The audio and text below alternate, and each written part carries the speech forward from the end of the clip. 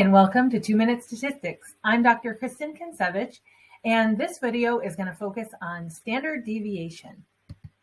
Standard deviation is the average distance away from the mean for all the scores in a sample. So if you imagine that there's one number, that's the mean. We talked about in a previous video about measures of central tendency, that the mean is the average of your sample. So if that's the number that you're looking at, then you want to figure out how spread out is your data. What is the average distance away from that mean for all of your scores? That's what standard deviation is.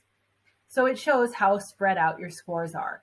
This matters because it describes your population. So if all the scores are really, really similar, then you might not have a random sample. And usually in most statistical tests, you do need a random sample and certain assumptions to be met before you can run an analysis. So as I said, it helps determine if a sample is random. So in a normally distributed random sample, you would find this phenomenon, which I think is really fascinating. 68% of the scores would be within one standard deviation of the mean.